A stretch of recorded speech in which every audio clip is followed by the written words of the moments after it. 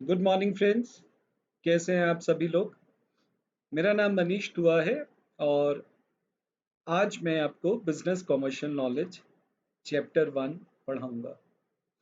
Business commercial knowledge की क्या importance है, हम ये टॉपिक इंस्टीट्यूट ने क्या कर दिया, एक्स्ट्रा 40 मार्क्स का बर्डन हमारे ऊपर और डाल दिया। देखिए, एक्चुअली में सिलेबस में इंस्टीट्यूट ने जब चेंज करा, सीए फाउंडेशन आया, तो बिजनेस कमर्शियल नॉलेज की ज़रूरत महसूस करी गई। देखिए, समय बदल रहा है, बिजनेस एनवायरनमेंट बदल रहा है, तो ऐसे में आपको बहुत सारी टर्मिनोलॉजीज जो आप कॉमर्स में यूज़ करते हैं, आप देखिए ना, कम्युनिकेशन का ज़रिया बदल गया है आजकल। आप जब कम्युनिकेट करते हैं तो आप अलग लैंग्वेजेस यूज़ करते हैं, बोलते हैं तो अलग लैंग्वेजेस यूज़ करते हैं। आपकी जो व्हाट्सएप लैंग्वेजेस है वो देखो ना अलग है ना? आप बहुत सारे ऐसे वर्ड्स यूज़ करते हो जो आप व्हाट्सएप में यूज़ करते हो, लेकिन आप रियल लाइफ में मतलब उसको बोलते वक्त, कम्युनिकेशन वक्त में यूज़ नहीं करते। जैसे एक बड़ा अच्छा वर्ड है जो आप यूज़ करते हो, लॉल।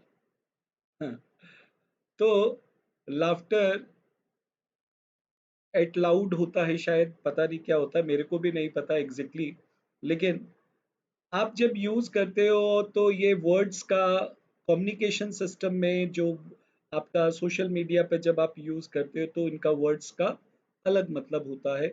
और हम ऐसे कई सारी टर्मिनोलॉजीज बिजनेस में भी यूज करते हैं। और बिजनेस में ऐसी टर्मिनोलॉजी जैसे B2B, B2C, 24x7, तो ऐसे कई सारे बिजनेस टर्मिनोलॉजीज हैं जो समय के साथ साथ हमारे कम्युनिकेशन के दायरे में आ गए हैं। तो अब सवाल ये उठता है कि हमें उनके बारे में भी पता होना चाहिए। हमें कौन, as a budding student of chartered accountant, आपको पता होना चाहिए। आप सीए बनने वाले हैं, तो जब सीए की डिग्री आपके हाथ में हो तो सिर्फ वो डिग्री ना हो, आपके पास पूरा नॉलेज भी हो। तो इसीलिए इस सिलेबस का निर्माण किया गया, जिसके अंदर बिजनेस और कॉमर्स से रिलेटेड कई सारी टर्मिनोलॉजीज, कई सारे कॉन्सेप्ट्स बताए जाते हैं। तो बहुत आसान है। आज मैं आपको चैप्टर 1 बताऊंगा, बिजनेस कॉमर्शियल नॉलेज का।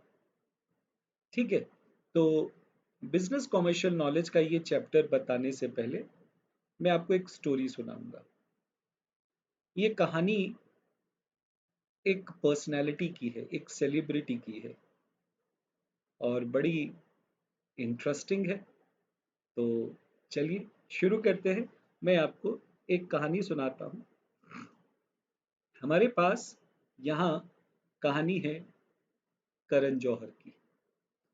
करण जौहर एक बड़े ही उम्दा सेलिब्रिटी हैं, और उनका अलग ही रुआब है। अपनी चतुराई से, अपनी वाक्पटुता से, हमेशा, वाक्पटुता का मतलब होता है अपने बोलने के तरीके से, अपने टॉक शो से, अपनी मूवीज से, अपनी हरकतों से, यस, अपनी हरकतों से हमेशा छाए रहते। तो करण जौहर का बैकग्राउंड क्या है, चलो हम पहले उसके बारे में बात करते हैं। छोटा सा करनू यश जौहर के घर पैदा हुआ। वो शुरू से ही बहुत नॉटी था। तो अब बचपन से उसके शौक अलग थे, उसके खेल अलग थे, उसका पहनावा अलग था, और उसकी हरकतें बिल्कुल ही अलग थी। हाँ, तो देखें उनके बारे में थोड़ा सा और।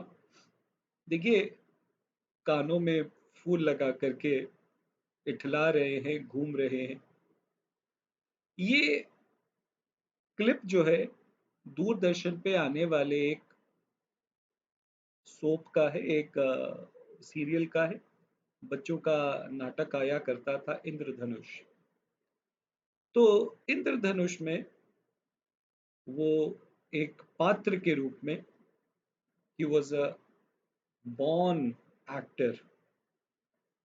तो उन्होंने एक इंद्रधनुष नामक सीरियल में काम करा। तो पापा ने कहा कि कब तक यूं ही इठलाते रहोगे, बल खाते रहोगे, कब तक यूं ही अपना समय व्यतीत करते रहोगे, सीरियस हो जाओ। तो लाइफ के प्रति सीरियसनेस नहीं थी उनके अंदर। तो पापा ने कहा सीरियस हो जाओ, तो उन्होंने एमए कर लिया, मास्टर इन आर्ट्स, और सब्जेक्ट चुना फ्रेंच। तो लेकिन उनके अंदर जो एक यश जौहर का जो कीड़ा था, वो तो कुलबुला रहा था, क्योंकि यश जौहर एक बॉलीवुड के प्रोड्यूसर थे, अब नहीं है। तो वो बहुत ज़्यादा इन्फ्लुएंस्ड था इंडियन सिनेमा से। उसको ये रास नहीं आ रहा था। अब पापा कहते हैं कि कुछ काम करो, कब तक ऐसे ही भटकते रहोगे। तो सवाल उठता है कि काम क्या करूं? क्या मैं प्रोफेशनल हो जाऊं? क्या मैं एम्प्लॉयमेंट कहीं रोजगार करूं, या मैं बिजनेस खोलूं? तो सवाल ये उठता है कि करूं क्या? अब करने के लिए इतनी सारी चीजें हैं, लेकिन करूं क्या? What to do? देखिए, प्रोफेशन के लिए तो डिग्री चाहिए, किसी इंस्टीट्यूट की मेंबरशिप चाहिए, एक्रेडिशन सर्टिफिकेट ऑफ प्रैक्टिस चाहिए, तभी आप या तो सीए के प्रोफेशन में पार्टिसिपेट कर सकते हैं, या डॉक्टर बन सकते हैं। तो आपको इंडियन मेडिकल एसोसिएशन से एक्रेडिशन चाहिए। अगर आप कल को कंपनी सेक्रेटरी बनते हैं, तो institute of company secretary of India से एक्रेडिशन चाहिए।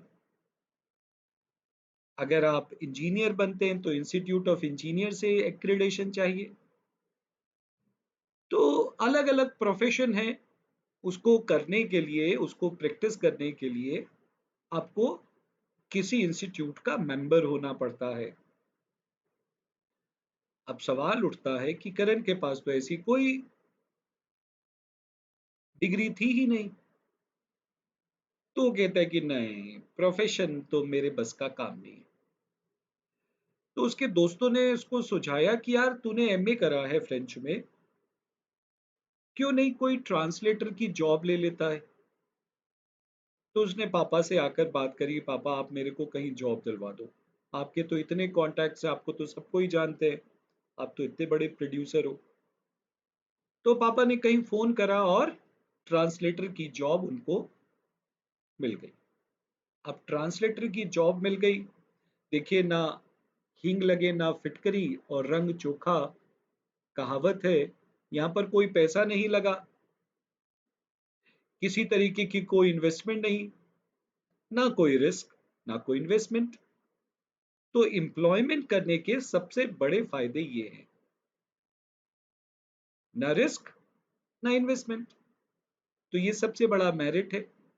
और जॉब की भी सर्टेनिटी है कि हाँ, आपको अगर 4 साल के लिए, 5 साल के लिए कॉन्ट्रैक्ट आपने साइन करा है, तो एटलीस्ट उतने समय की तो सर्टेनिटी है ना।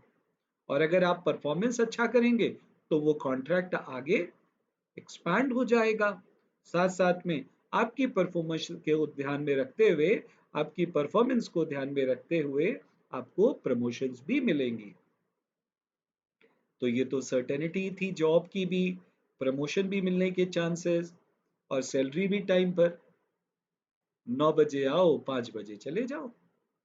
कितना बढ़िया था ये एम्प्लॉयमेंट का सजेशन, तो लोगों ने उसको चढ़ाया। कहा कि दोस्तों ने कहा कि यार तू जॉब कर ले, और तो तू कुछ कर नहीं सकता।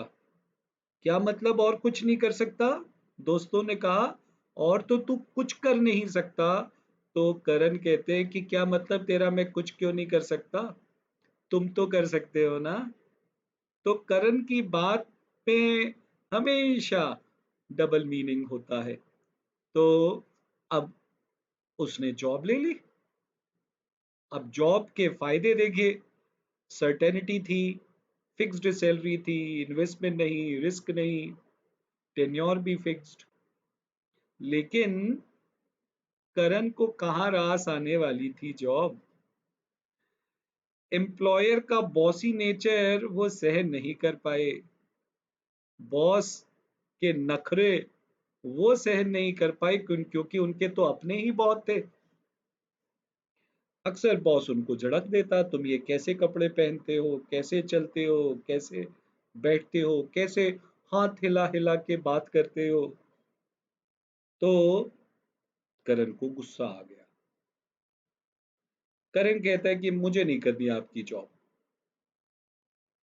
उनके अंदर एटीट्यूड देखा आपने? तो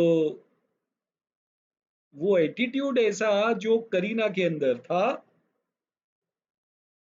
करीना को जो एटीट्यूड जो वो प्रेजेंट करते हैं ना, वो मूवी कौन सी है, कभी खुशी कभी गम, हू का कैरेक्टर, वो एटीट्यूड करीना का नहीं है, वो एटीट्यूड एक्चुअली में करण का था। अब वो बॉसी नेचर एम्प्लॉयर का सह नहीं पाता। इतने सारे कोड ऑफ कंडक्ट, 9 बजे आओ, 5 बजे जाओ। वो पार्टी करने वाला इंसान, वो कहाँ 9 to 5 की जॉब में फिट हो सकता था। तो उसको बहुत सारी प्रॉब्लम्स होने लगी।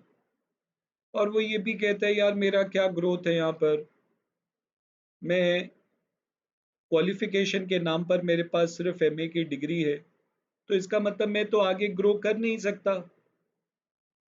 मेरे को ये नहीं करना, मेरे को तो एक लिमिटेड इनकम मिल जाएगी जिंदगी भर, और वो मुझे गवारा नहीं है। तो एम्प्लॉयमेंट के अपने डीमेरिट्स हैं, तो जहां मेरिट्स था वहां डीमेरिट्स भी है। तो अब सवाल उठा कि अब क्या करें। तो डीमेरिट्स की अगर हम बात करें तो डीमेरिट्स इतने थे नहीं, फायदे भी हैं बहुत सारे, लेकिन रास नहीं आ रहा करण को ये रोजगार, एम्प्लॉयमेंट। छोड़ दी नौकरी। अब नौकरी छोड़ दी और पापा के पास वापस आ गए। पापा को कहते पापा मेरे को नहीं पसंद, this is not my cup of T, मेरे एक बस का रोग नहीं है ये। मुझे तो नाचना अच्छा लगता है, गाना अच्छा लगता है, मैं तो एक मूवी बनाना चाहता हूँ, कैनवस, लाइफ, एक्शन, कैमरा, मुझे तो वो करना है, मुझे ये जॉब वॉब नहीं करना है, मुझे तो बॉलीवुड जो है वो बुला रहा है। देखिए ना, जॉब में ना तो क्रिएटिविटी है और पैसा भी लिमिटेड है, पैशन पैशन नहीं है, मैं अपने पैशन को फुलफिल नहीं कर पा रहा हूँ पापू।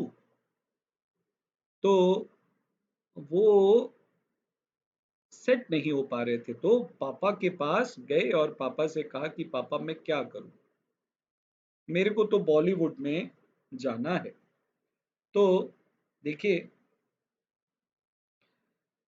पापा ने कहा चलो ठीक है, बॉलीवुड में जाना है तो बॉलीवुड में काम करवा देते हैं बेटा, लेकिन आपके पास एक्सपीरियंस तो है नहीं। अब एक्सपीरियंस नहीं तो पहले तो कुछ सीखना पड़ेगा ना, तभी तो बॉलीवुड में जाओगे। देखिए कि पापा मेरे अंदर ना बहुत सारा ऐसा क्रिएटिविटी है, शायद मुझे सीखने की आवश्यकता नहीं पड़ेगी। पापा कहते ऐसे नहीं होता बेटे, सीखना पड़ता है, बिजनेस है हमारा, जो ये फैमिली बिजनेस है, जिसको हम हिंदू अनडिवाइडेड फैमिली बोलते हैं, उसका मैं करता हूं, और तुम जन्म से ही इस फैमिली बिजनेस के मेंबर हो गए हो, तो तुम को पार्टनर्स हो। करता सारे डिसीजन लेता है बिजनेस के, लेकिन कल को अगर मैं नहीं रहा तो वो डिसीजन तुमको लेने होंगे। तो क्या तुम बिजनेस के डिसीजन सही से ले पाओगे अगर तुमने कुछ सीखा नहीं तो अगर तुमने कुछ नहीं सीखा और कल को नुकसान हो गया, तो कर्ता की सारी लायबिलिटीज कर्ता के ऊपर आ जाती है, और उन लायबिलिटीज को पूरा करने के लिए हमने जो ये एम्पायर खड़ा करा है, ये सब बिक जाएगा बेटा। तो पहले आपको कुछ सीखना चाहिए। क्यों सीखना चाहिए? क्योंकि जो बिजनेस का हेड होता है, जो फैमिली का हेड होता है, जैसे मैं अभी हेड हूं, यश जौहर, तो कल को मेरे बाद आप हेड बनोगे, और हमारी जो मेहनत है, हमने जो कुछ अर्जित किया है, हमने जो अर्न करा है, वो सब खत्म हो जाएगा। तो फैमिली बिजनेस को बेटा खड़ा करना तो आसान है, लेकिन उसको सस्टेन करना मुश्किल है, और मुझे भी इसको खड़ा करने में अच्छा खासा समय लगा है। It took me great time to stain this great empire of Dharma production. तो पापा की बात उसको समझ में आती है। वो कहता है कि बिजनेस करना आसान तो नहीं है, मुझे कुछ सीखना चाहिए। क्रिएटिविटी, पैशन, ये तो एक बेसिक रिक्वायरमेंट है किसी भी बिजनेस को करने का। तो ये पैशन है मेरे अंदर, मैं जाहिर सी बात है मैं अच्छा कर सकता हूँ। तो हम कोई भी काम करें, अगर हम उस काम को पैशन से करें तो हम उसमें जरूर कामयाब होते हैं। आप सीए कर रहे हैं, तो आपके अंदर नंबरों के बारे में पैशन होना चाहिए। आपको आपके अंदर एक जज्बा, एक उत्साह होना चाहिए। आपने अभी मूवी रिलीज हुई है अमेजॉन पर, Shakuntala Devi, she had a passion for numbers. वो पैशन होना चाहिए, वो लाइफ में आपको कामयाब बनाता है। मुझे पैशन है पढ़ाने का, मुझे नए नए तरीके से पढ़ाने का पैशन है, नए एग्जाम्पल्स देने का पैशन है। तो किसी भी चीज का पैशन हो, सचिन तेंदुलकर को एक बॉल हिट करने का पैशन था, और वो कहाँ का कहाँ पहुंच गया। तो हमें लाइफ में कामयाब होने के लिए पैशन चाहिए होता है। तो वो करण के पास था, लेकिन अभी उसके पास कुछ वर्किंग एक्सपीरियंस नहीं था। तो पापा ने कहा ठीक है, अब मैंने आपको बातें तो बता दी कि हिंदू अनडिवाइडेड फैमिली एक तरीके का बिजनेस ऑर्गेनाइजेशन होता है, जिसके अंदर जो फैमिली ओनर होता है वो करता है, और जन्म से जो भी परिवार में पैदा होता है, या उनकी वाइफ या अनमैरिड डॉटर्स परिवार का बिजनेस का हिस्सा हो जाते हैं, जिनको हम को पार्टनर्स बोलते हैं। करता सारे बिजनेस डिसीजन लेता है, और उसकी लायबिलिटी भी अनलिमिटेड होती है। लेकिन ये फैमिली बिजनेस 3 जनरेशन से ज्यादा नहीं चलता। Yes, 3 generations a Hindu undivided family can go। लेकिन इसके बहुत सारे डीमेरिट्स भी हैं। परिवार में कलह बिजनेस को रोक देता है, तोड़ देता है, स्प्लिट हो जाता है। डालमिया, मोदी, बिरलाज, अंबानीज, क्या इनके झगड़े सर्वविदित हैं, सबको पता है इसके बारे में। ये फैमिली बिजनेस ज्यादा दिनों तक सस्टेन नहीं रहता। इसके बहुत सारे लिमिटेशंस ये भी हैं कि पैसे की कमी है, You cannot invite money from outside the family.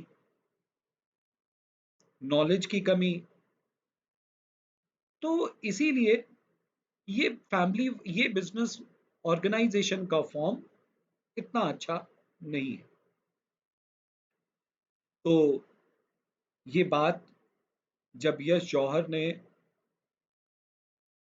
अपने सुपुत्र या सुपुत्री, जो भी कहना चाहे, क्योंकि she is a man, exactly she is a man, but with a different passion, different thoughts। तो अब बारी आती है कि वो करें क्या। तो उन्होंने ये प्रॉब्लम्स अपने पापा से सुनी कि रिसोर्सेज की कमी है, फैमिली में ट्रस्ट होता है, तो डिसीजन लेना आसान हो जाता है, नो डाउट। तो डिसीजन लेना आसान है, लेकिन फिर भी हमें कुछ नए तरीके से बिजनेस को करना होगा। तो वो क्या होगा नया तरीका, उसके लिए पहले आपको कुछ सीखना पड़ेगा। तो पापा ने कॉल कर दिया अपने फ्रेंड को, यश जौहर, यशराज फिल्म वाले यश जौहर को फोन कर दिया। ने कहा यश, मैं अपना बेटा भेज रहा हूं तेरे पास, उसकी हेल्प करना।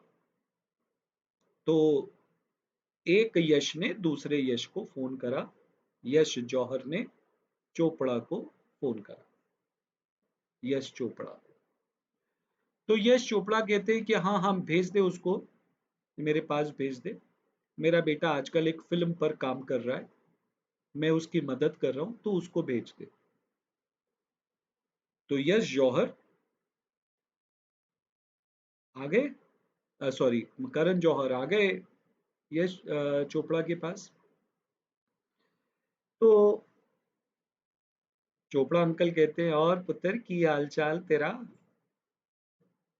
तो नाउ अब प्रॉब्लम्स क्या है तेरी। मैंने कहा पापा चाहते हैं कि मैं मूवीज बनाऊं, मेरे अंदर बहुत क्रिएटिविटी है, पैशन है। तो कहते ठीक है बेटे,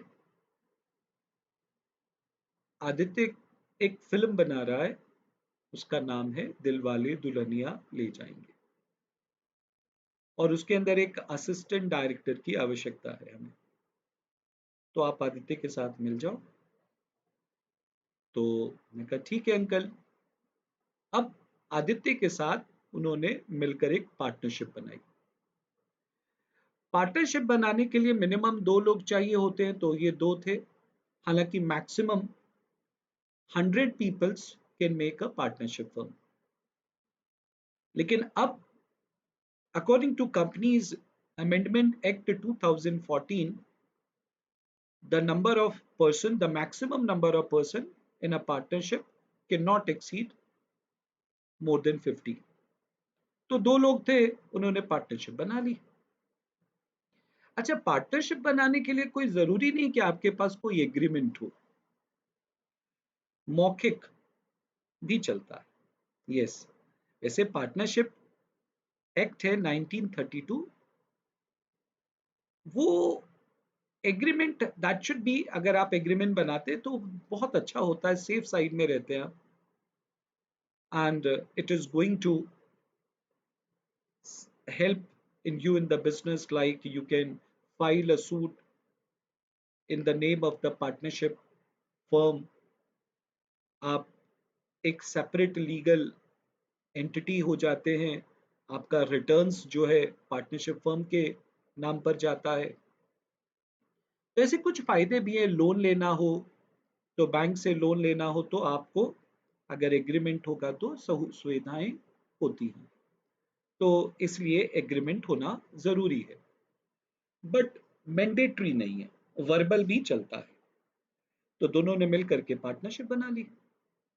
लेकिन जो क्रिएटिविटी, जो पैशन करण जौहर के अंदर था, वो आदित्य के अंदर नहीं था।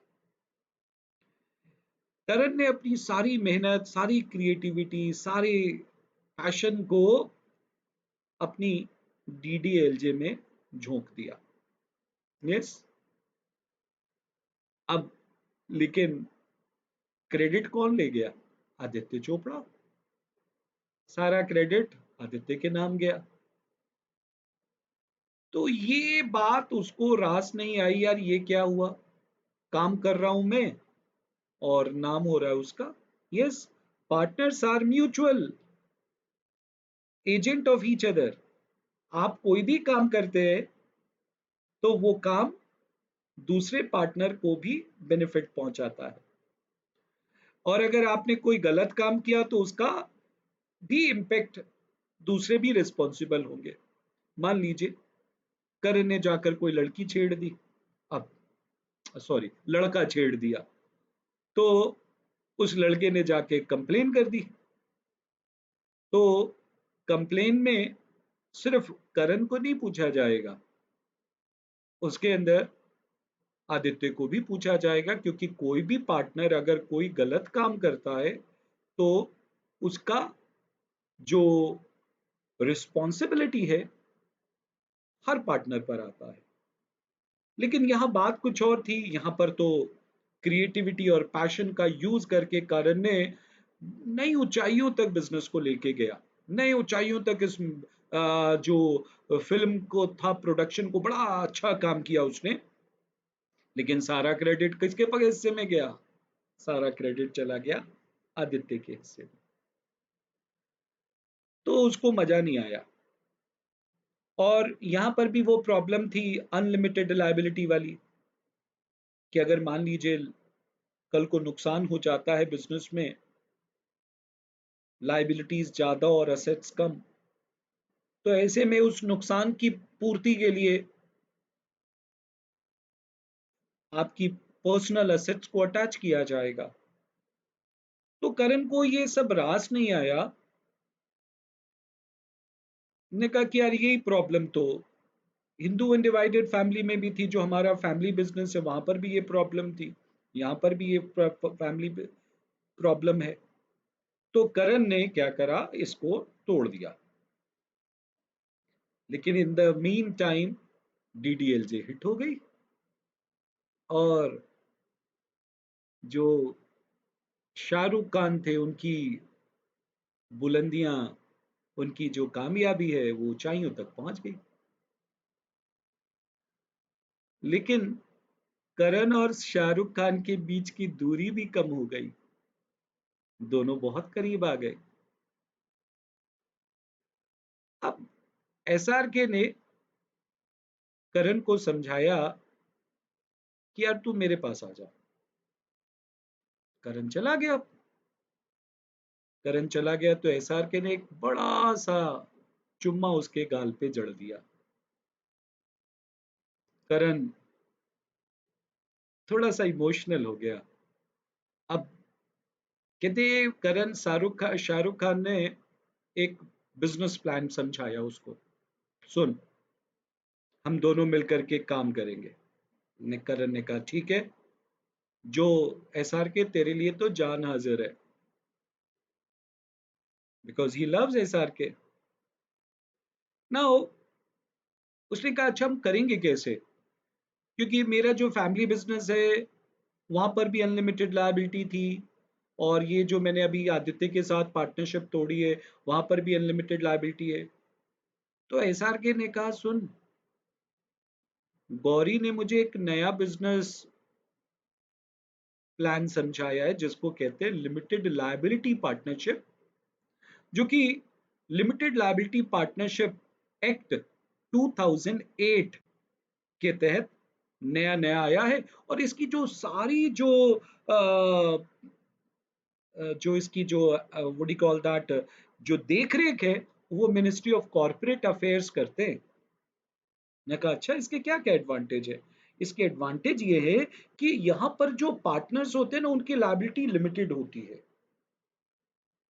हाँ, यहाँ पर लायबिलिटी लिमिटेड होती है और आप कितने भी पार्टनर्स जोड़ सकते हैं। जैसे वहां पर ट्रेडिशनल पार्टनरशिप में हम 50 मेंबर्स ही पार्टनर्स हो सकते थे, लेकिन यहाँ पर आप कितने भी मेंबर्स ऑफ पार्टनर्स को जोड़ सकते हैं। अच्छा, तो जितने ज्यादा पार्टनर होंगे तो करण कहता है उतनी ज्यादा प्रॉब्लम नहीं हो जाएगी। ठीक है, नहीं यार, तू भी कैसी बातें करता है, प्रॉब्लम कैसी होगी? आप जितने ज्यादा लोग पार्टनर्स होंगे तो फाइनेंसेस भी तो आएगा, पैसा भी तो आएगा, तो हमारे पास फिर पैसे की कमी नहीं रहेगी, हम प्रोडक्शन में और अच्छा करेंगे। और इसकी जो एक पहचान है ना, एज अ परपीचुअल सक्सेशन, जैसे कॉर्पोरेट फॉर्म ऑफ बिजनेस होता है ना, वैसे है गोइंग कंसर्न। वो देखिए गोइंग कंसर्न क्या होता है ना, गोइंग कंसर्न का मतलब ये होता है कि मान ले मैं ना रहूं कल को, मान ले तू ना रहे कल को, लेकिन ये बिजनेस हमेशा चलता रहेगा। मान ले मैं ना रहूं तू, और कल को कोई भी ना रहे, लेकिन ये बिजनेस जो है हमेशा चलता रहेगा। तो क्यों ना रहे हम तो रहेंगे ना। ने कहा हाँ, वो तो मैं तेरे को एग्जाम्पल दे रहा हूं, कल को हम भी तो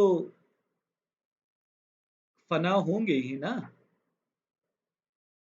ये तो खत्म होगा ही शरीर, लेकिन ये बिजनेस हमेशा रहेगा। मैंने कहा अच्छा, ये तो बड़ी अच्छी बात है, हमारे बच्चे इस बिजनेस को आगे फ्लोरिश करेंगे। मैंने कहा हाँ, तो ये 3 जनरेशन तक तो नहीं जाएगा ना? ना ना ना ना, ये 3 जनरेशन तक नहीं जाएगा, ये तो जाएगा हमेशा, गोइंग कंसर्न, परपीचुअल सक्सेशन, और it is a entity separate from its partners. इस ये सेपरेट लीगल एंटिटी है, लाइक अ कंपनी। ने कहा इतने सारे एडवांटेज हैं। और एक और बात, यहाँ पर अगर तूने काम किया तो इसका बेनिफिट भी तुझे मिलेगा। हाँ, your passion, your creativity will be yours, and you will enjoy the stardom. ने कहा अच्छा, लेकिन यश जौहर ने कहा सुन, ये तू पपियां शपियां के बीच पीछे ना पड़, मुझे नहीं तेरे को भेजना शाहरुख खान के साथ। करेंगे तो क्यों पापा, मेरे को तो जाना है। अब यश जौहर को गुस्सा आ गया, उसने कहा नो, वापस आ जा पीछे, हम अपना बिजनेस करेंगे। तो करण ने शाहरुख खान को मना कर दिया और वापस आ गए धर्मा प्रोडक्शन में। पापा ने कहा मैंने अभी सीए से बात कर ली है,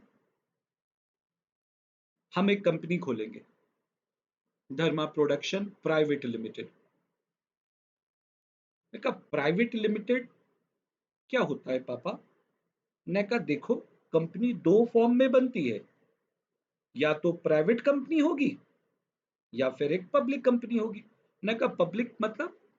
ना, पब्लिक का मतलब जब हम पैसा बाहर से, फैमिली के बिजनेस के बाहर से लोगों से पैसा आमंत्रित करते हैं, जब हम पब्लिक से पैसा आमंत्रित करते हैं, तो हम उसको पब्लिक लिमिटेड कंपनी बोलते हैं।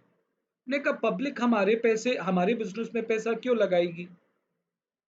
ने कहा अगर हम अपनी कंपनी को अच्छा काम करेंगे, अगर हमारी कंपनी हमारे लिए अच्छे रेवेन्यूज और प्रोडक्ट काम करेगी, अच्छे रिजल्ट्स होंगे, उनको अच्छा डिविडेंड मिलेगा, तो जाहिर सी बात है ज्यादा से ज्यादा लोग हमारे कंपनी के शेयर खरीदेंगे। लेकिन हमको उसकी जरूरत नहीं है, अभी हम प्राइवेट लिमिटेड कंपनी बनाएंगे, धर्मा प्रोडक्शन की प्राइवेट लिमिटेड कंपनी बनेगी। तो ये बात करण को भी समझ में आ गई।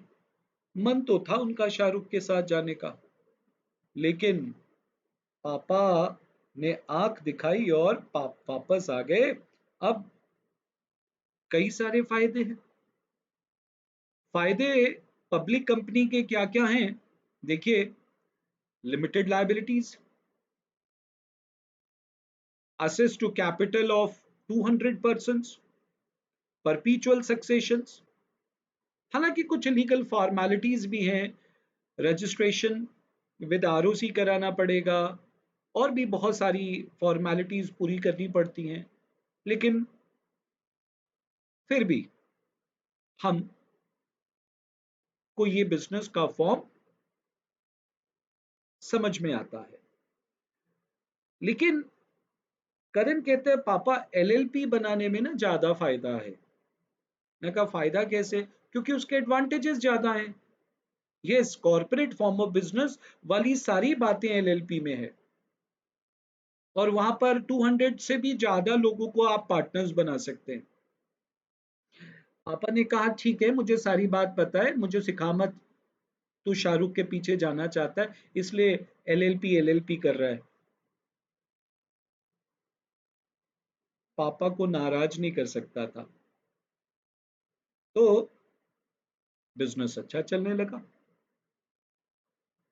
उनके जो सीए हैं mister Popatlal, yes, he is a chartered accountant. हाँ, ऐसी बहुत सारी सेलिब्रिटीज है बॉलीवुड में जो चार्टर्ड अकाउंटेंट है, और उनमें से एक सेलिब्रिटी ये हैं, ये पोपटलाल भी चार्टर्ड अकाउंटेंट है। इनको देख देख करके आप बड़े हुए हैं, और आज आप सीए प्रोफेशन में आ गए।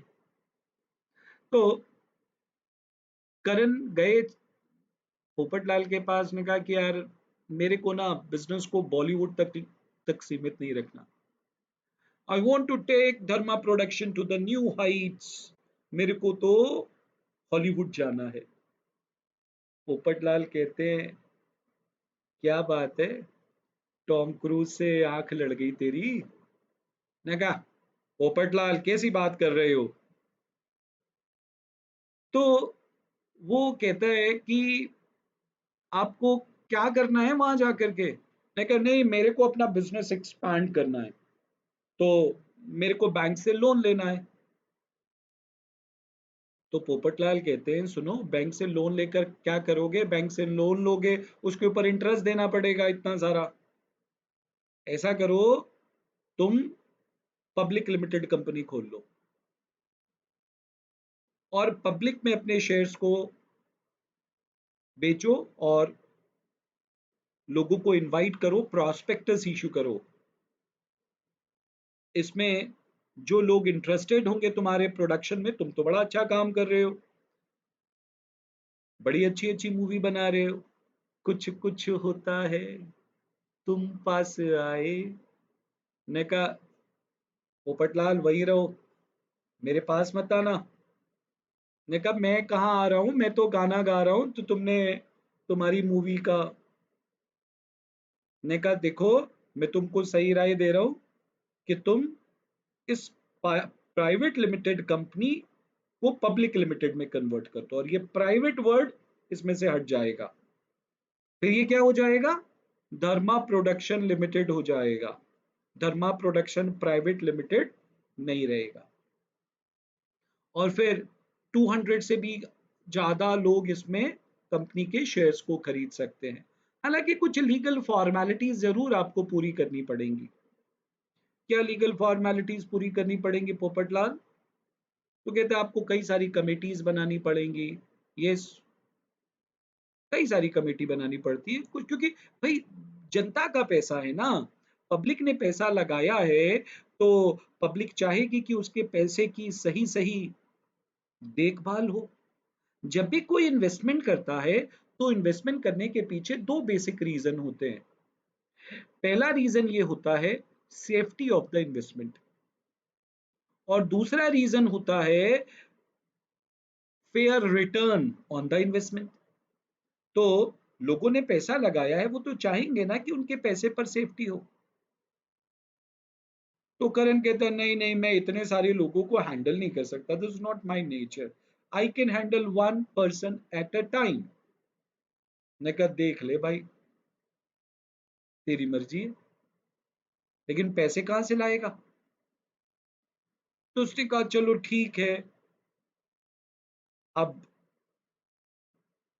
हम काम करना क्या होगा? ने कहा कुछ नहीं, इसके लिए हमको रजिस्ट्रार ऑफ कंपनी में एक फिर से एप्लीकेशन फाइल करनी पड़ेगी, जैसे हमने प्राइवेट कंपनी बनाते वक्त करी थी। इसके लिए आपको कुछ डॉक्यूमेंट्स चाहिएंगे, जैसे मेमोरेंडम ऑफ एसोसिएशन और आर्टिकल ऑफ एसोसिएशन।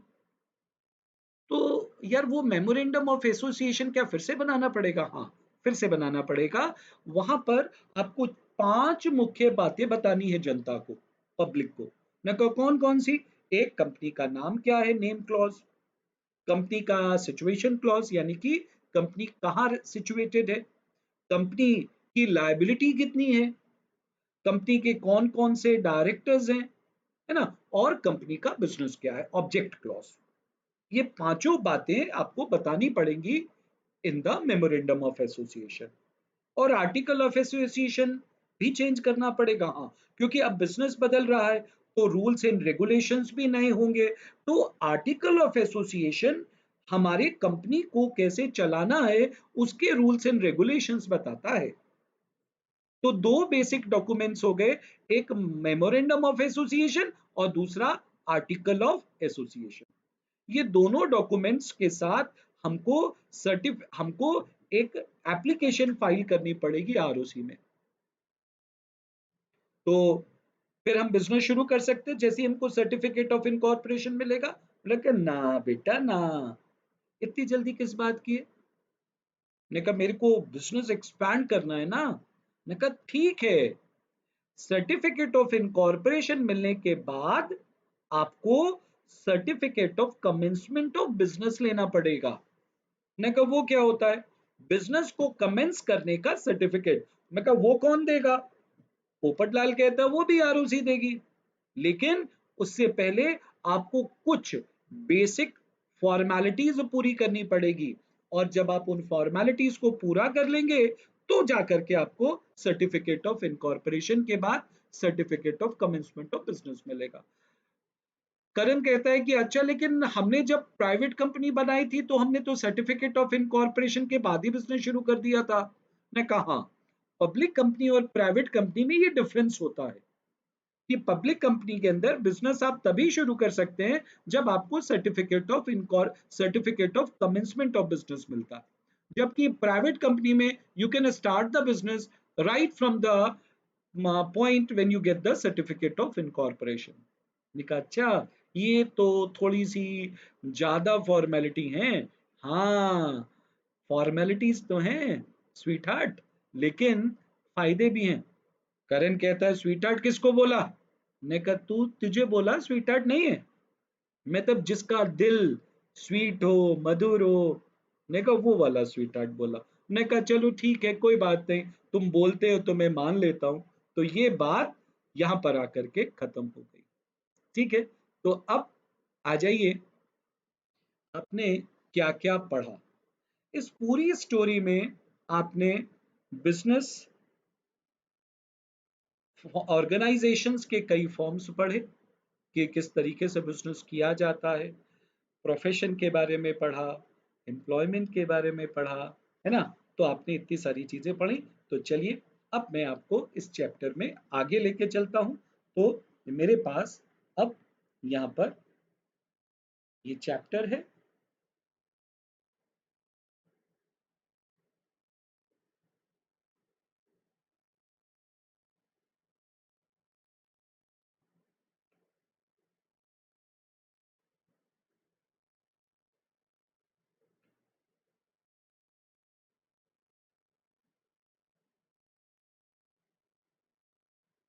सबसे पहले इंट्रोडक्शन।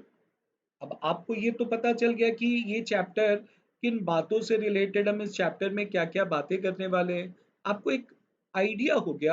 अब हम उस आइडिया को, उस फॉर्मेट को हम वर्ड्स के अंदर पिरो देंगे, तो हमारे सामने ये चैप्टर बिल्कुल पानी के जैसा क्लियर हो जाएगा। ठीक है, तो शुरू करते हैं। सबसे पहली बात, human engage themselves alternatively between of work and life, है ना? देखिए, हम अपने आप को काम और परिवार दोनों में कहीं ना कहीं एंगेज करके रखते हैं। हमारे लिए दोनों बहुत जरूरी है। काम करेंगे तो पैसा आएगा, और परिवार के साथ रहेंगे तो आपको एक मेंटल सेटिस्फेक्शन मिलता है। अल्टीमेटली हम हैं तो परिवार के सदस्य, we are the part of the society. अगर हमको सोसाइटी से अलग कर दिया जाए, ऐसा हो जाता है जब कभी भी आप कोई गलत काम करते तो आपको सोसाइटी से अलग करके एक रूम में, एक जेल में बंद कर दिया जाता है। आप बहुत परेशान हो सकते हैं। तो ऐसे में हमें ऐसा कोई भी काम नहीं करना चाहिए जो कि सोसाइटी के से हमें दूर लेके जाए, हमको हमारे परिवार से दूर लेके जाए। और अक्सर स्टूडेंट्स क्या सोचते हैं कि ऐसा कुछ नहीं होता, और वो किसी को भी गलत मैसेज पास कर देते हैं। आपको ये पता होना चाहिए, आपके द्वारा पास किया गया गलत मैसेज किसी को भी 3 साल की जेल दिलवा सकता है। तो while passing the messages you should be very much cautious. ठीक है ना? तो हम ह्यूमन बीइंग्स अपने आप को कहीं ना कहीं एंगेज करके रखते हैं। हम या तो काम करते हैं या हम आराम करते हैं। काम करते हैं तो पैसा मिलता है, आराम करते हैं तो हमको सेटिस्फेक्शन मिलता है, और दोनों हमारे लिए जरूरी है। Daily we engage in several transactions by spending our income और बाइंग गुड्स एंड सर्विसेज। अब हम जो भी काम करते हैं तो उस पैसे को हम खर्च करते हैं। सवेरे में आप जा करके दूध लेकर आए, ब्रेड लेकर आए, आप और दूसरी चीजें लेकर आए जो आपके डेली लाइफ के लिए जरूरी है। आपका रिचार्ज करवाया आपने फोन का, आपका फोन का सब खत्म हो रहा था सब्सक्रिप्शन, आपने उसको रिचार्ज कराया। तो हम कुछ ना कुछ सर्विसेज लेते हैं, हम कोई गुड्स खरीदते हैं, कोई एक्टिविटी करते हैं। ये एक्टिविटी इकोनॉमिक एक्टिविटी कहलाती है। तो इकोनॉमिक एक्टिविटी क्या है? जब कभी भी हम पैसा कमाते हैं, हम उस पैसे को खर्च करते हैं, हम उस पैसे को सेव करते हैं, हम उस पैसे को इन्वेस्ट करते हैं। तो क्या क्या कहा मैंने? When we earn income, when we consume income, when we save income, when we invest income, we are said to be doing the economic activity. ये इकोनॉमिक एक्टिविटी है। Now, being social and socially aware, we also live a family life and engage in social activities, charities, etc. Now the question arises, हम किसी की मदद करते हैं, भाई आजकल कोरोना का प्रॉब्लम है, वी आर हेल्पिंग अदर, हम कहीं ना कहीं कुछ डोनेशंस देते हैं या हम किसी को खाना खिला देते हैं। तो क्या ये भी इकोनॉमिक एक्टिविटी है? ना, ये इकोनॉमिक एक्टिविटी नहीं है। इकोनॉमिक एक्टिविटी क्या होती है, उसको पता करने के हमारे पास एक सबसे बेहतरीन तरीका है। अगर पैसा कमाने के उद्देश्य से कोई भी काम किया जाए तो वो इकोनॉमिक एक्टिविटी है। Anything done to earn something is called as economic activity. Like I am doing this for earning something and you are doing this for learning something. So yours is not an economic activity, mine is an economic activity. तो कोई भी चीज जो पैसा कमाने के उद्देश्य से किया जाता है हम उसको इकोनॉमिक एक्टिविटी बोलते हैं। सिंपल है ना? तो सवाल उठा कि सर चैरिटी इकोनॉमिक एक्टिविटी है क्या? नहीं, चैरिटी इकोनॉमिक एक्टिविटी नहीं है, क्योंकि आप चैरिटी पैसा कमाने के उद्देश्य से नहीं करते। लेकिन इस बात का मतलब ये नहीं है कि जब आप चैरिटी करते हैं तो इसमें आपका पैसा खर्च नहीं होगा। चैरिटी हो या डोनेशन हो या कोई भी लेजर एक्टिविटी करते हैं आप, मान लीजिए आपको गिटार बजाना अच्छा लगता है, तो अगर आप गिटार बजाना चाहते हैं या गिटार सीखना चाहते हैं तो पहले तो आपको गिटार खरीदना पड़ेगा ना, तो वहां पे पैसा तो लगेगा। तो बेशक एक्टिविटी नॉन इकोनॉमिक हो, लेकिन वो भी मनी के दायरे में आती है। हालांकि एक्टिविटी नॉन इकोनॉमिक है, लेकिन still that come under the aegis of money, money के दायरे में वो भी आती है। तो हम कोई नॉन इकोनॉमिक एक्टिविटी करते हैं ना, तो भी हमारा पैसा खर्च होता है। तो अब बीसीके का स्कोप क्या है? भाई देखिए, BCK is all about business, commercial knowledge. अब देखिए, बिजनेस किसी भी तरीके का हो, चाहे मैन्युफैक्चरिंग बिजनेस हो, ट्रेडिंग बिजनेस हो, चाहे वो आपका डोमेस्टिक बिजनेस हो, चाहे वो आपका इंटरनेशनल बिजनेस हो, किसी भी तरीके का बिजनेस हो सकता है ना? तो एक मिनट।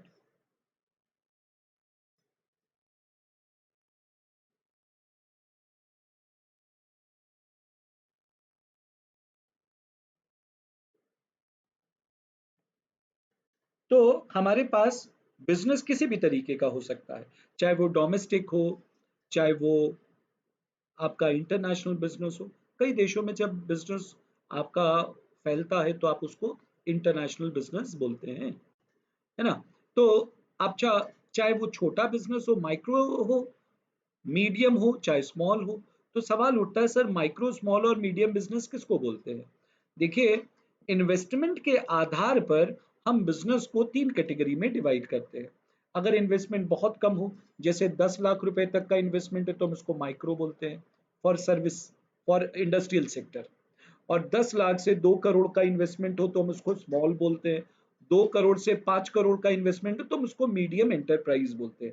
ये बताया गया है एमएसएमई एक्ट के अंदर, micro small medium enterprise act में ये डेफिनेशन बताई गई है कि किसको माइक्रो बोलेंगे, किसको स्मॉल और किसको मीडियम एंटरप्राइज बोलते हैं।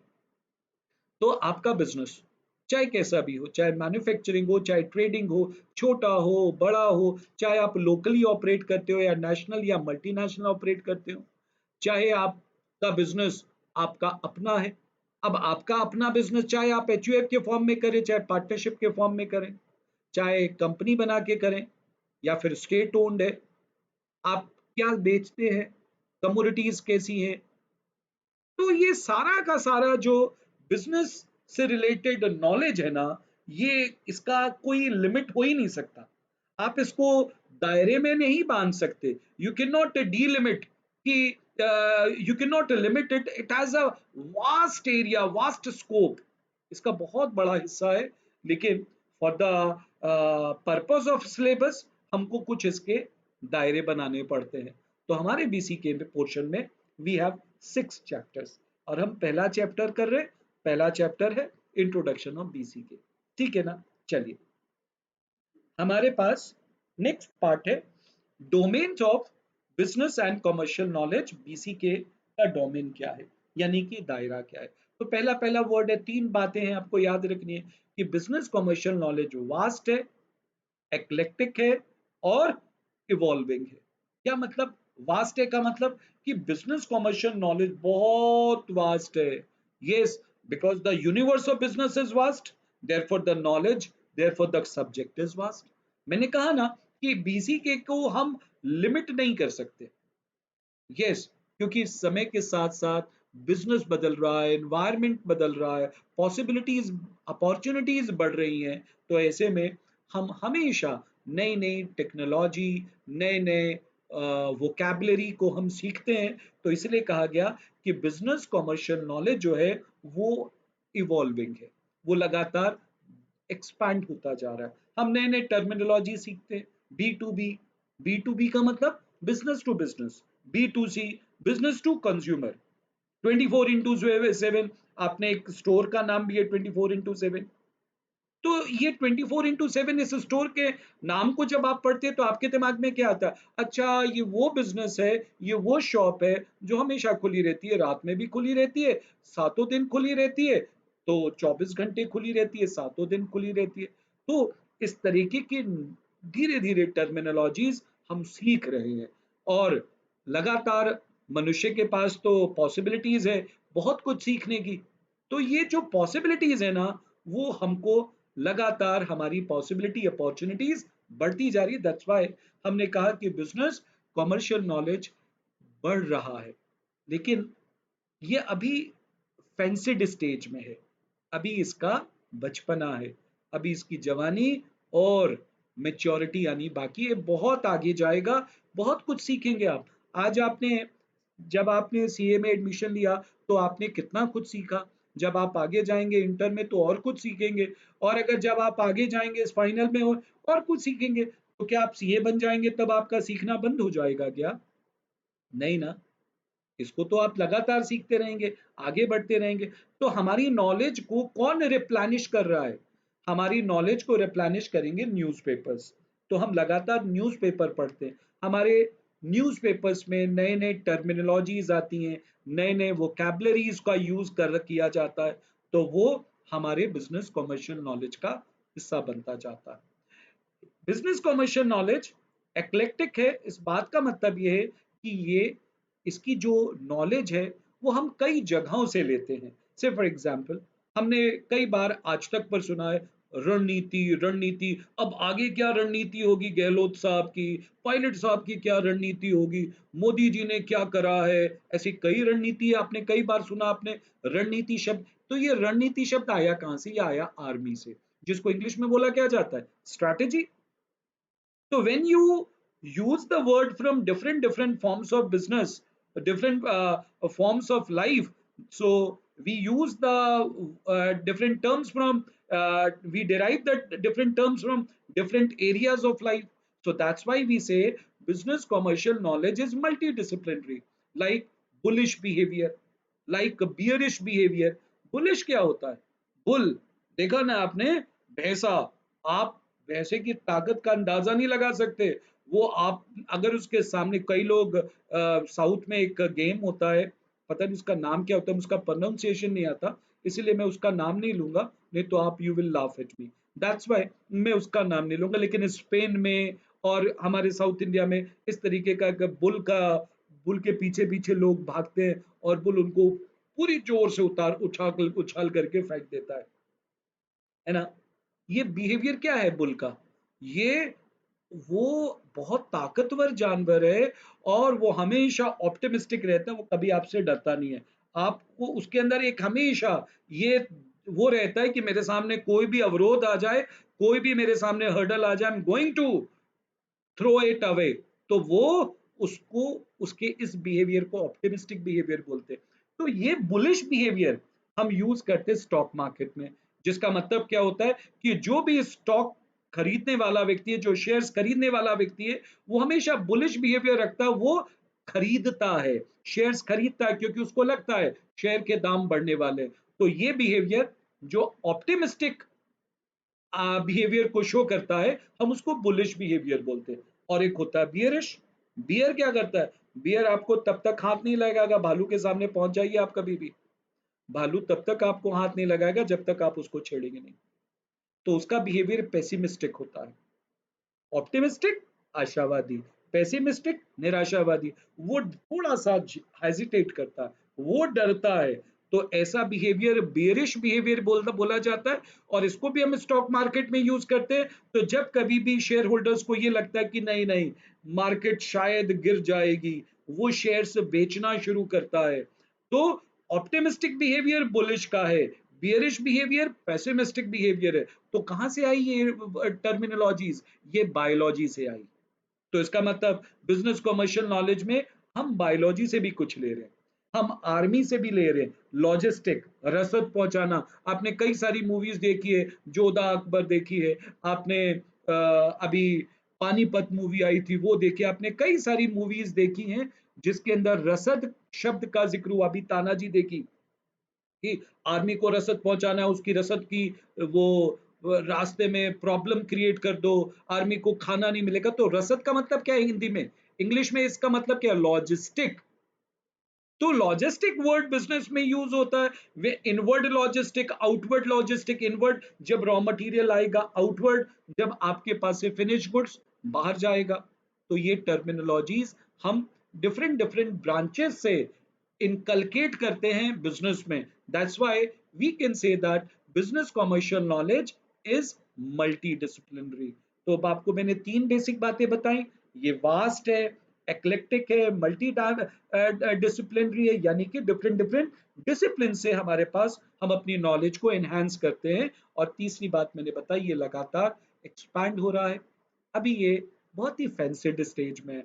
It is like a small kid जिसकी बहुत सारी इच्छाएं हैं और वो बहुत कुछ सीखना चाहता है। यस, तो बिजनेस कमर्शियल नॉलेज ये तीन मैंने आपको कैरेक्टरिस्टिक बताए ना। तो क्वेश्चन अराइजेस कि बिजनेस कमर्शियल नॉलेज की इंपॉर्टेंस क्या है? देखिए, जो चार्टर्ड अकाउंटेंट है वो देश की रिसोर्सेज का कर्णधार है। उसके वो कस्टोडियन है। तो उसका उद्देश्य, उसका दायित्व क्या बनता है कि देश की जो स्केर्स रिसोर्सेज है उसका बेहतर इस्तेमाल करे, सही से वो रिपोर्टिंग करे, सही से अकाउंटिंग करे, ऑनेस्ट रहे, वाइज रहे। कोई गलत काम करता है तो उसको पकड़े, क्योंकि रिसोर्सेज तो स्केर्स है ना। तो आपने पढ़ा इकोनॉमिक्स में कि allocation of resources should be wise, productive efficiency होनी चाहिए। अगर प्रोडक्टिव एफिशिएंसी नहीं होगी तो हमारे पास बड़ी प्रॉब्लम आ जाएगी, क्योंकि हमारी वांट्स तो अनलिमिटेड है और इन वांट्स को पूरा करने के लिए रिसोर्सेज भी हमको लिमिटेड चाहिए, लेकिन रिसोर्सेज अनलिमिटेड चाहिए लेकिन रिसोर्सेज लिमिटेड है। तो ऐसे में हर व्यक्ति के ऊपर जिम्मेवारी है, सिर्फ चार्टर्ड अकाउंटेंट के ऊपर नहीं है, हमारे ऊपर भी जिम्मेवारी है कि अगर हमें खाना चाहिए होता है, हम उतना ही खाना अपनी थाली में रखें जितना कि हम खा सके, हमको वेस्ट नहीं करना चाहिए। तो हर किसी की जिम्मेवारी बनती है। आप आपकी जिम्मेवारी, आप जब भी झूठा छोड़ते, आपकी मम्मी आपको डांटती है ना कि बेटे ऐसे झूठा नहीं छोड़ते, क्यों? बिकॉज हमारी जिम्मेवारी है कि हम अन्न का हर दाना सही से इस्तेमाल करें, उसको वेस्ट ना करें, क्योंकि हम अगर वेस्ट करेंगे तो किसी को मिल सकता था और उसको नहीं मिल पाएगा। तो we have to wise even while we are having our food। ठीक इसी तरीके से this is on the this is the responsibility of the chartered accountant as he is the custodian of nation's wealth। तो उसकी जिम्मेवारी बनती है कि वो देश की रिसोर्सेज को सही से रिपोर्ट करे, सही से उसको रिकॉर्ड करे, सही से उसकी अकाउंटिंग करे और लोगों को प्रमोट करे कि वो भी ऐसा ही काम करें, गलत अकाउंट ना बनाएं, अकाउंटिंग स्टैंडर्ड्स को फॉलो करें। अगर वो ऐसा नहीं करेंगे तो फिर रिसोर्सेज का वेस्टेज होगा। हम थोड़े से मुनाफे के लिए पूरे विश्व को बहुत बड़े नुकसान की तरफ नहीं धकेल सकते। अभी क्या हुआ, लोगों ने अपने मुनाफे को देखा, जंगल जल रहे हैं, हमारा नेचर कितनी ज्यादा तरीके से प्रभावित हो गया, नेचर ने अपना बदला ले लिया। 200 साल पहले माल्थस एक थ्योरी लेकर आए थे जिसको पॉपुलेशन थ्योरी ऑफ माल्थस बोलते हैं। उन्होंने कहा था कि अगर हमने इसको प्रोटेक्ट नहीं करा, अगर अगर हमने प्रिवेंटिव एक्शंस नहीं लिए तो nature is going to take the revenge. और नेचर आज बदला ले रहा है बदला। लाखों लोग मर चुके हैं, हम चुप करके घर में बैठे, we can not go out. तो ये बदला ले रहा है। तो हमको हमारी जिम्मेवारी बनती है नेचर के प्रति, हमारी जिम्मेवारी बनती है समाज के प्रति, मेरी जिम्मेवारी बनती है आपके प्रति, आपकी जिम्मेवारी बनती है मेरे प्रति। यस, हम क्योंकि हम एक दूसरे के प्रति रिस्पॉन्सिबल रहेंगे, only then we can proceed further। as such no question from this part। now बात करते हैं कि ह्यूमन एक्टिविटी क्या है। अब देखो, ह्यूमन एक्टिविटी मैंने आपको बताया, आप खाना खाते हैं ये भी ह्यूमन एक्टिविटी है, आप कपड़े धोते हैं वो भी ह्यूमन एक्टिविटी है, आप पैसा कमाने के लिए घर से बाहर जाते हैं, आप घर में बैठकर मूवी देखते हैं, वो भी ह्यूमन एक्टिविटी है। तो एक आदमी तो कई तरीके की एक्टिविटी करता है। अब इन एक्टिविटी को हम दो हिस्सों में डिवाइड कर देते हैं, एक इकोनॉमिक और दूसरी नॉन इकोनॉमिक। इकोनॉमिक एक्टिविटीज जो पैसा कमाने के उद्देश्य से किया जाए, और बाकी सारी नॉन इकोनॉमिक एक्टिविटीज। सिंपल देखेंगे, human beings life enters around different types of activities। These activity can be divided into two types, economic and non-economic। Economic activities, we purposely engage in these activities, हम जानबूझकर इन activities पर participate करते हैं। मैं जानबूझ करके आपको पढ़ा रहा हूँ, मेरा मन नहीं है आज पढ़ाने का, तो क्या मैं नहीं पढ़ाऊंगा? मेरा मन होगा तो मैं पढ़ाऊंगा, ऐसा नहीं है।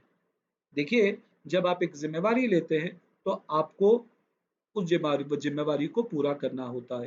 तो क्या मुझसे किसी ने जबरदस्ती जिम्मेवारी दिलवाई है? नहीं ना, मैंने खुद उठाई है ये जिम्मेवारी। तो मैं पर्पसली इकोनॉमिक एक्टिविटी करता हूँ। पहली बात, activities that we do to earn a living are considered economic activity। remaining activities are referred to as a non economic activity। हर वो चीज जो पैसा कमाने के उद्देश्य से किया जाए तो वो भी इकोनॉमिक एक्टिविटी है। अब आप कहेंगे सर हम पढ़ाई क्यों कर रहे हैं? हम भी तो इसलिए पढ़ाई करें ना कि हम कल को चार्टर्ड अकाउंटेंट बने और पैसा कमाएं। No, money is the byproduct of success। you want to become a success, then keep you have to keep the money outside of your mind। once you will be successful person, you will be you will earn lots of money. अभी आप पैसा कमाने के उद्देश्य से नहीं कर रहे, आप कुछ सीखने के उद्देश्य से कर रहे हो। तो yours is not an economic activity. Next, motive of economic activity is livelihood, जीविका चलानी है, घर चलाना है, वाइफ की जरूरतें पूरी करनी है। वाइफ कहते मुझे 9 लाख ला के दो, कहां से लाऊं, मैं गरीब आदमी नहीं ला सकता मैं 9 लाख का। लेकिन वाइफ कहती है कि नहीं मुझे तो चाहिए। तो ये लाइवलीहुड है, बच्चों की जरूरतें पूरी करनी है, बच्चों की रिक्वायरमेंट्स लगातार बढ़ती जा रही है। डेली कहते हैं पापा मुझे साइकिल लेके दो, कोई कहता है पापा मुझे रोबोट लेके दो, कोई कहता है मुझे गाड़ी लेके दो। तो अब इतने सारे बच्चे, इतने सारे पापा लोगों के ऊपर जिम्मेवारी भी बहुत ज्यादा है, तो उन पापा लोगों को बेचारों को बहुत काम करना पड़ता है। Now they are driven by rationality. क्या मतलब है they are driven by rationality? का मतलब क्या, मैं ये क्यों करूं तुम्हारे लिए, तुम मेरे लिए क्या करोगे, ये वाला नेचर होता है। मैं ये क्यों करूं तुम्हारे लिए, तुम मेरे लिए क्या करोगे, ये बात होनी चाहिए। जब ये बात है तो हम उसको इकोनॉमिक एक्टिविटी बोलते हैं। आप को मैं क्यों पढ़ाऊं, आप मुझे बदले में क्या दोगे। आप कहते हैं सर आप कैसे टीचर हैं, शिक्षा तो दान में देनी चाहिए आपको, हम आपको बदले में क्या देंगे, हम आपको दुआएं देंगे। मैंने कहा दुआएं मेरे पास बहुत है, मैं अपने नाम के आगे लगा लगा के घूमता हूँ। मेरे को दुआ नहीं चाहिए, मेरे को पैसा चाहिए। पैसा दो तो मैं तुम्हारे लिए तुम्हें पढ़ाऊंगा, नहीं पैसा दोगे तो मैं नहीं पढ़ाऊंगा। तो मैं तुम्हारे लिए क्यों करूं, तुम मुझे बदले में क्या दोगे। सेल्फ इंटरेस्ट, ये बात जहां आएगी वो इकोनॉमिक एक्टिविटी। एक manufacturing of good in a factory, selling of good in a shop, doctor treating patient in his clinic, a lawyer providing legal advice in his office, a professor teaching in a university, a clerk working in a government office, farming, fishing, forestry, mining, quarrying, sales, truck drivers, etc. all are economic activity। क्योंकि ये सभी चीजें किस उद्देश्य से करी जा रही है, पैसा कमाने के उद्देश्य से करी जा रही है। गॉट इट, कितना सिंपल है। चलिए अब हम बात करते हैं नॉन इकोनॉमिक एक्टिविटीज की। तो बड़ा बहुत ही सिंपल है कि जो पैसा कमाने के उद्देश्य से ना किया जाए वो non economic. They are driven out of emotions. Yes emotions, जैसे इमोशन वश माँ अपने बच्चे के लिए खाना बनाती है, उसको तैयार करती है, उसकी गंदी और बदबूदार पॉटी भी धोती है, तो वो इमोशन की वजह से होता है।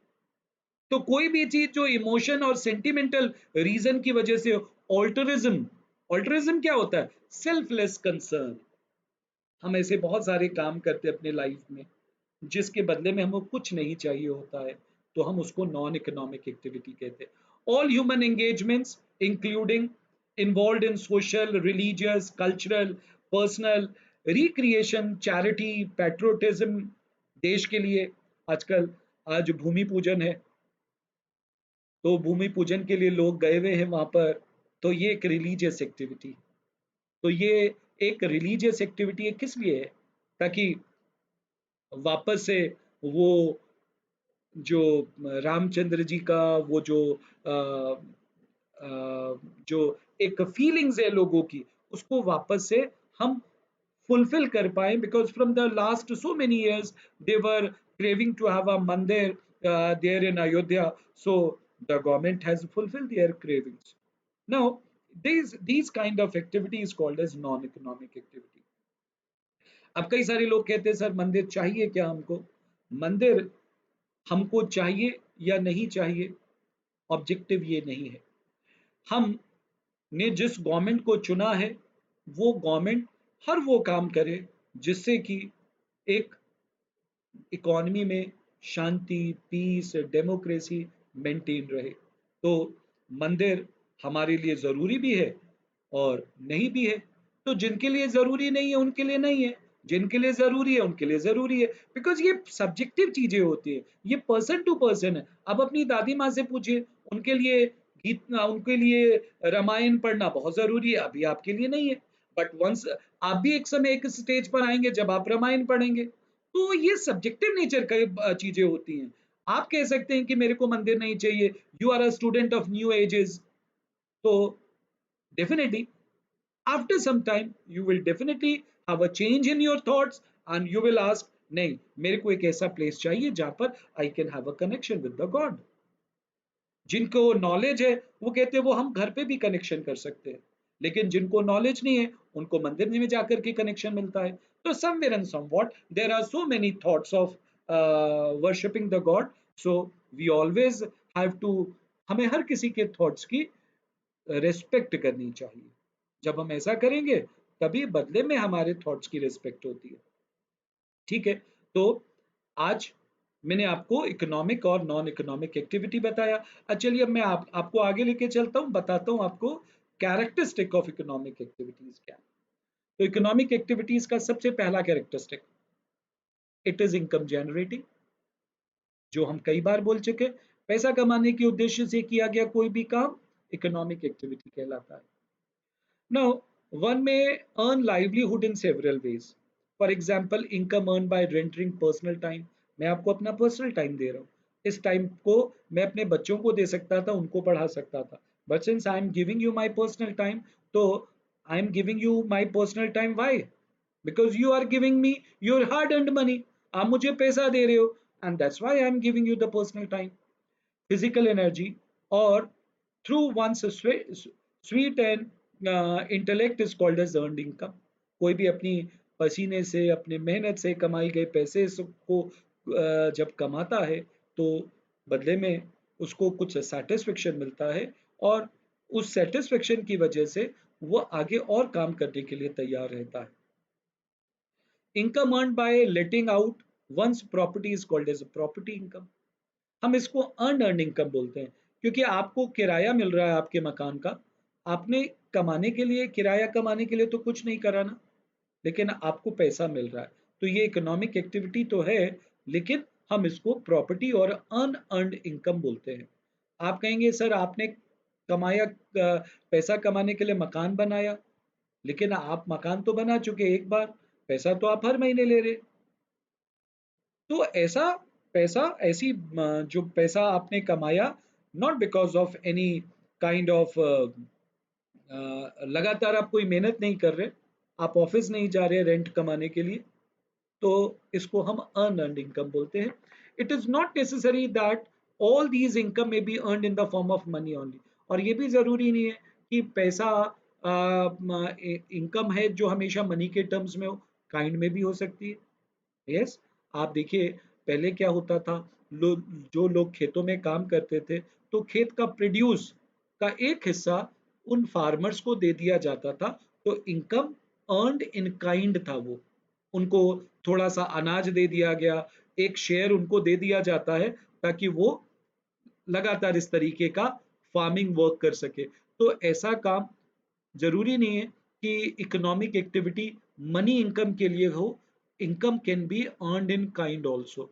आप कल को चार्टर्ड अकाउंटेंट हो जाएंगे, आपका एम्प्लॉयर आपको गाड़ी देता है, मोबाइल फोन देता है, आपके घर में एक हेल्पर देता है, आपको न्यूज़पेपर सर्विसेज देता है, कई सारी सुविधाएं देता है, ये सुविधाएं कहलाती हैं सैलरी इन काइंड।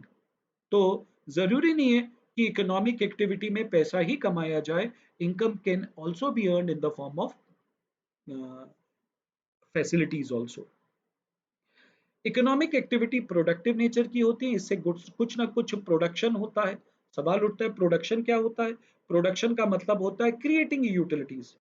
यस, किसी वस्तु के अंदर यूटिलिटी क्रिएट करना, उसको इस्तेमाल लायक बनाना प्रोडक्शन कहलाता है।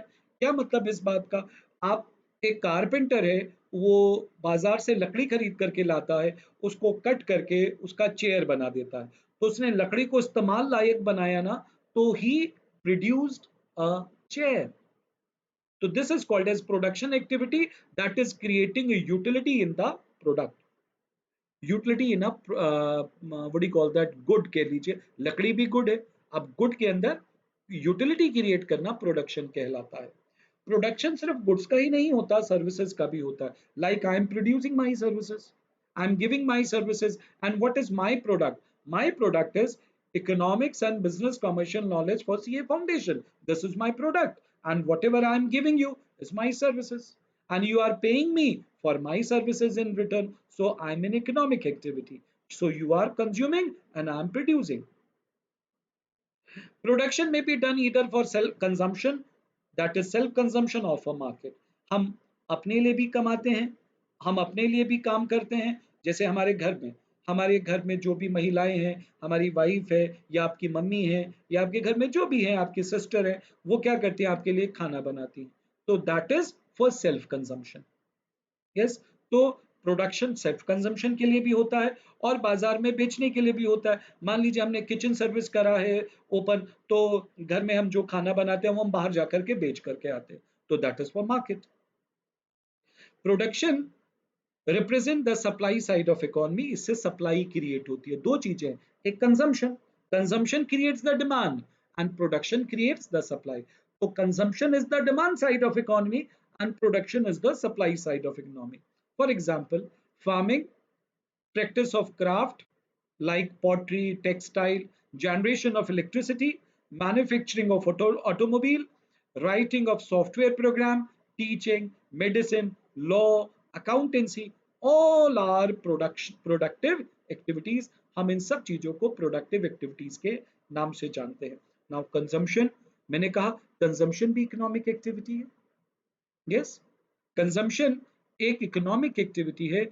आप कुछ भी खाते हैं तो आप उसके लिए पैसा कम देते हैं, बिकॉज वंस एक आदमी का कंजम्पशन दूसरे के लिए इनकम जनरेट करता है। Yes, so you are having your food, तो it generated the income of the farmer. Suppose you bought an iPhone, it generated the income of Apple company. So consumption creates the income. Consumption represents the demand side of economy, that is goods and services on which people spend their income. Production is organized based on demand. This is, ये जो हमने, अगर demand नहीं होती तो हम production क्यों करते? तो production is organized on the basis of demand. Different products compete for buyers attention and spending.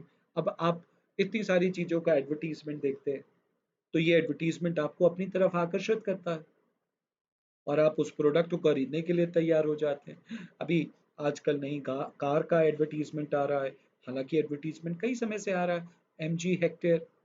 अब आप कहते हैं कि नहीं, मेरे को ये कार खरीदनी है, तो ये आपको अपनी तरफ आकर्षित करता है। तो अलग अलग प्रोडक्ट्स आपस में एक दूसरे से कंपटीशन करते हैं और कंपटीशन करके कंज्यूमर को अपनी तरफ आकर्षित करते हैं। Saving, investment and wealth. Unspent income is considered a saving. जो आपने खर्च नहीं करा, वो आपकी क्या हो गई? सेविंग। तो income minus consumption is saving.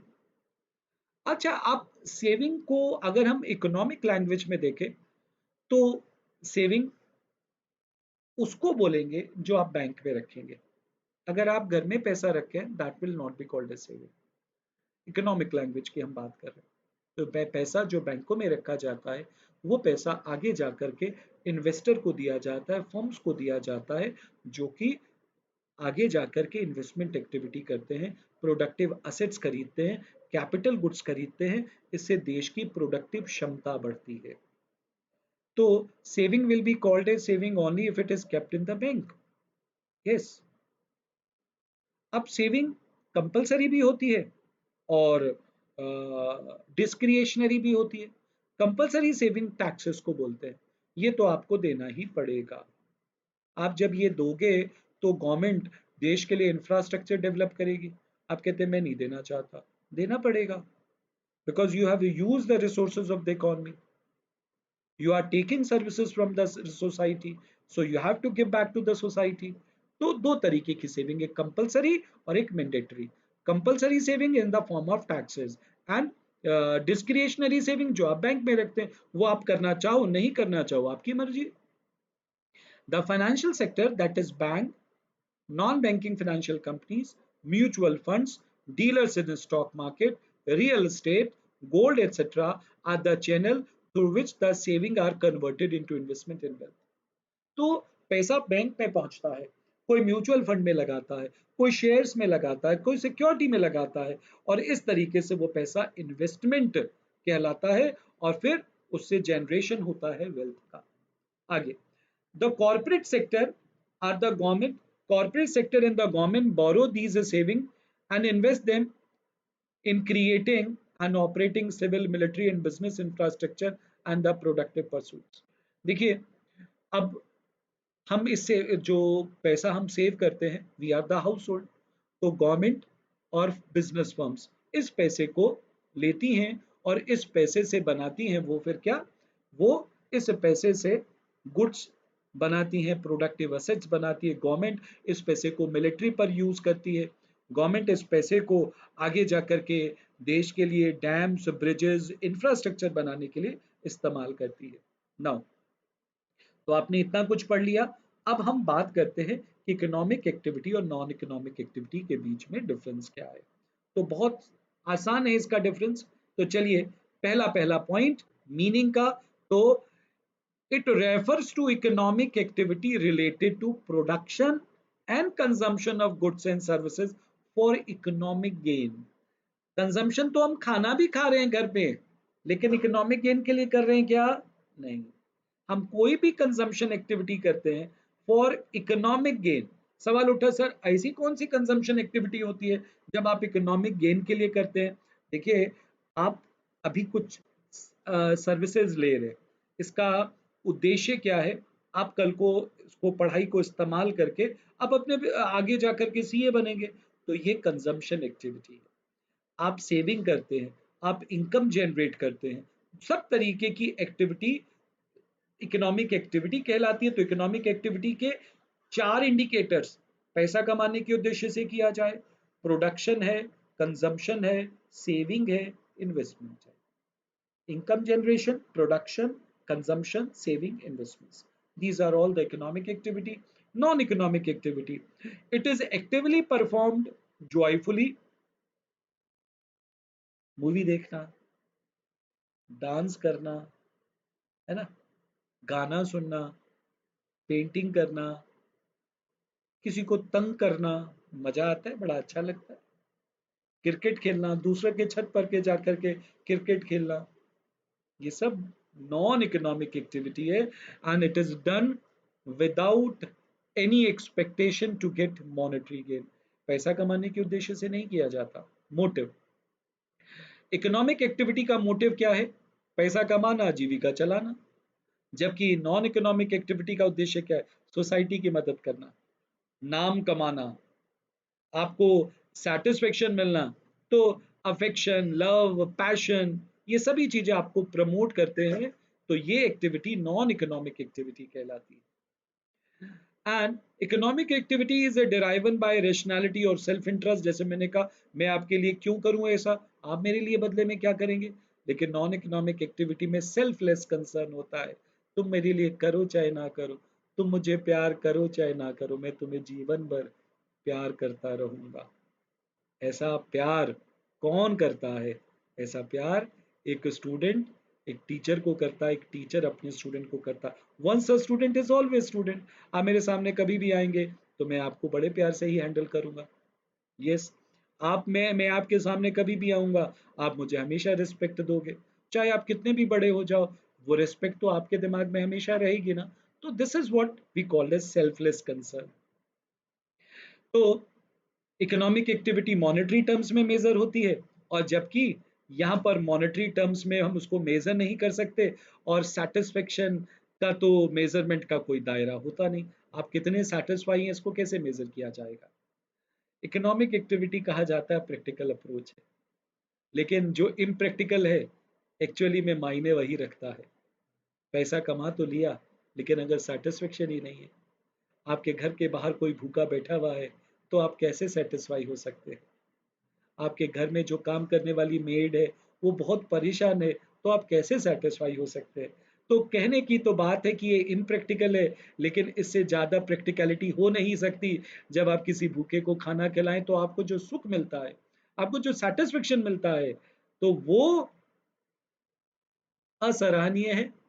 आप उसको तो मतलब आपके पास कल्पना नहीं है, you can't measure it, how much आपको अच्छा, कितना अच्छा लगता है वो आप उनकी आंखों में देखिए जिनको आपने मदद करी है।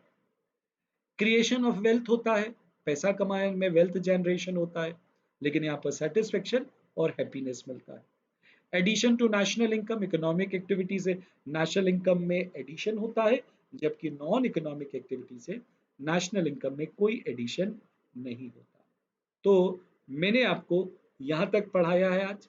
This is part 1 of business commercial knowledge.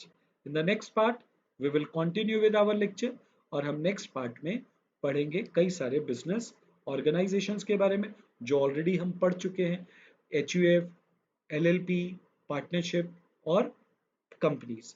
इसके बाद ये चैप्टर खत्म हो जाएगा। तो मिलते हैं नेक्स्ट लेक्चर में। मुस्कुराते रहिए, हंसते रहिए और नॉन इकोनॉमिक एक्टिविटी करते रहिए। बाय बाय, सी